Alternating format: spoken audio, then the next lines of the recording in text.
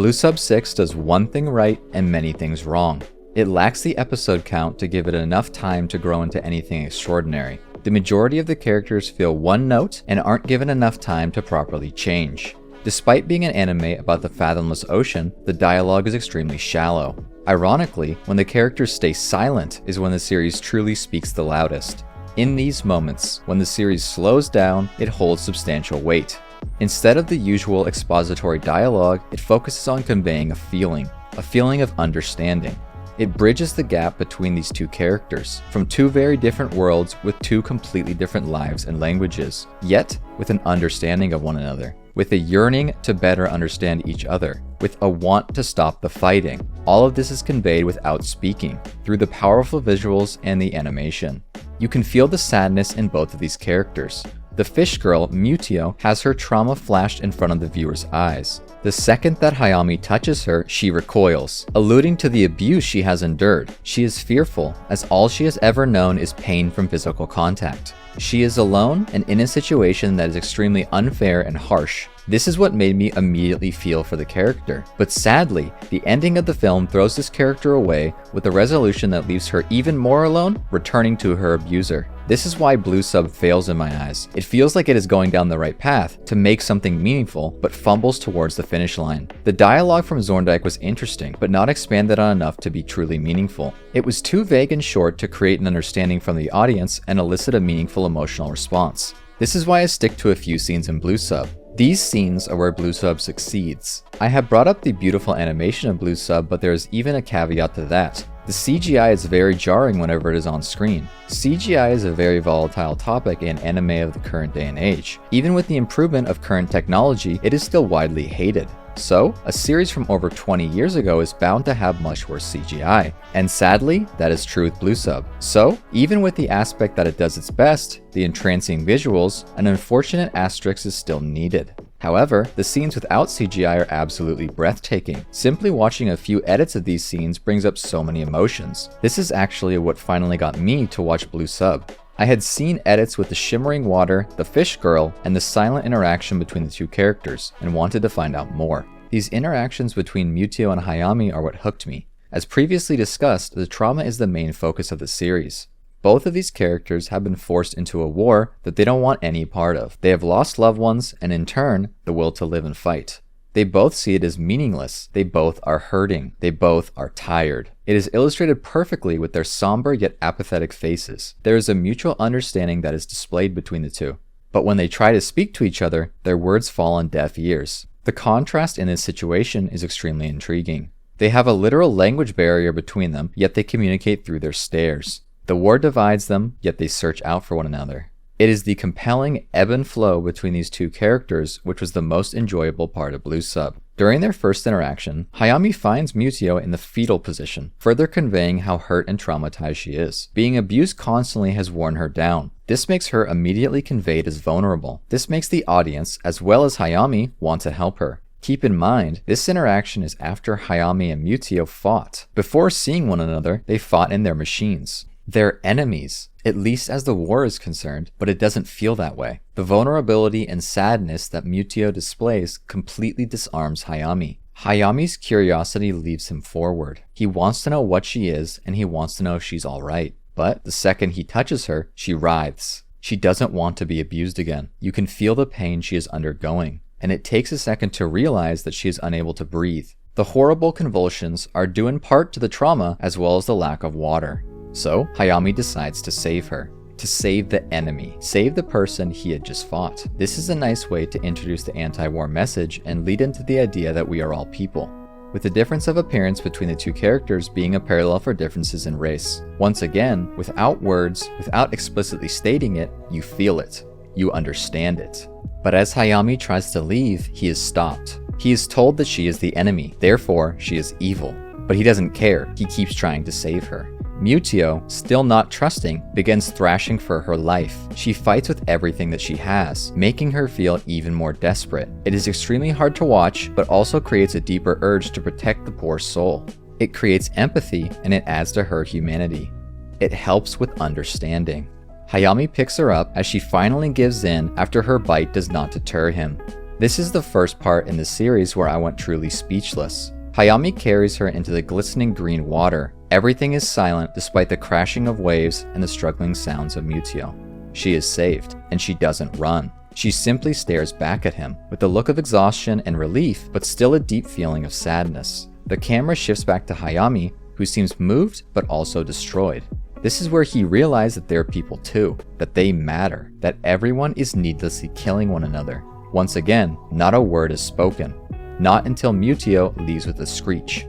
As she elegantly swims away, we see Hayami completely alone again. Alone from anyone that understands him. Mutio was the only one. She left an impact on him. She literally leaves her residue, her impact directly on him. Something that he can't easily get rid of, like the sticky fluid on his hands and the bite mark on his arms. She also leaves him with the understanding that this fighting isn't right, that their enemies are living beings too. Unfortunately, she returns to her abuser, who then punishes her. It is extremely hard to watch this scene, which is a great way to paint the villain as evil and continue the urge to save Mutio. But it is failed by the ending. The ending is about understanding each other and respecting one another. It is what the earlier scenes conveyed, so why is it wrong? Well, because it tries to make us respect Velg, this character who is shown that he will continually hurt and abuse those around him. The series plays off his death as an extremely heartfelt and sad moment. It doesn't work when you make your character out to be so unimaginably evil. This complete 180 is too jarring. But getting back to what I do like about Blub Sub, we return to the reunion between Mutio and Hayami. After the destruction of the sub-base, Hayami is left stranded, sinking to the bottom of the ocean. Then, Mutio shows up. She moves around him in an almost angelic way, but her red eyes contrast this and elicit the idea of evil, of demons, and of danger. This is another focus on don't judge a book by its cover. If you saw this scene alone, you might think Mutio was going to eat Hayami, that she was going to hurt him. But she does the opposite. She saves him. Once again, differences in appearance doesn't mean that someone is inherently bad. This message is a good one, but still generic, which leads back into my previous critique of the series being surface level. Despite this, the scene that follows is a masterpiece. Hayami wakes up alone on a fractured piece of the sub-base. And what color is this metal he lays on? Gray. It isn't black or white. Hayami doesn't believe one side is right in this war. He doesn't see things as strictly black or white. He sees them as gray. The majority of his body lays on the metal, but one stray arm is dipped into the ocean, representing how he has the majority of his allegiances to Earth symbolized by the metal he sits on. But he is looking out for Mutio and her people as well, represented by a part of his body dipping into the water. He isn't completely on one side, he's on both. Not only is there deeper meaning in this scene, but despite any knowledge of symbolism or the world itself, you can feel the emotion. This is perfect because this is the very same way that our main characters communicate. Despite the language barrier, despite the cultural barrier, no matter what, we can still understand one another. We are still all the same, despite whatever differences we may see.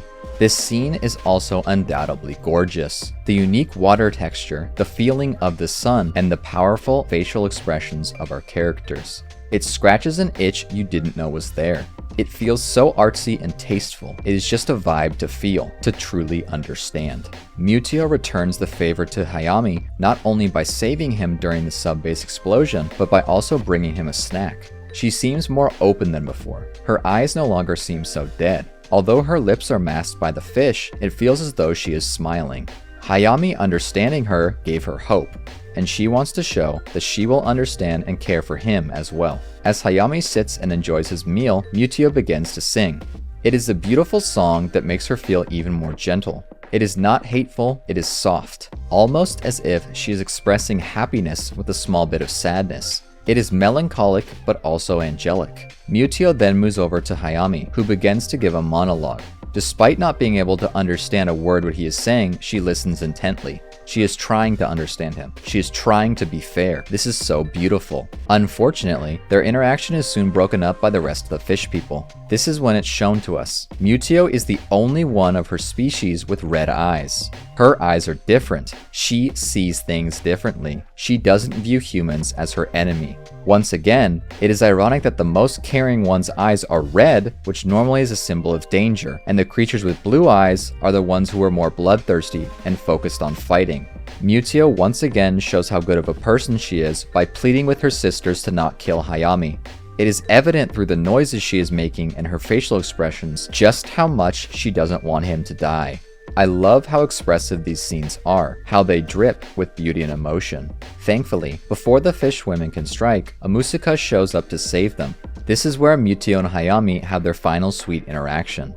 They sit together, and Hayami ponders why Zorndike is doing this, if he is truly testing them, wondering if everyone will end up killing each other, and he simply states that he won't let it happen, that he and Mutio will have a say, that they will get to decide how things end. Next comes the bittersweet ending to their interactions. Mutio looks at Hayami and says his name. This is her plea, her call, her final time reaching out for him to save her, to help her, to stop the hatred and stop the fighting.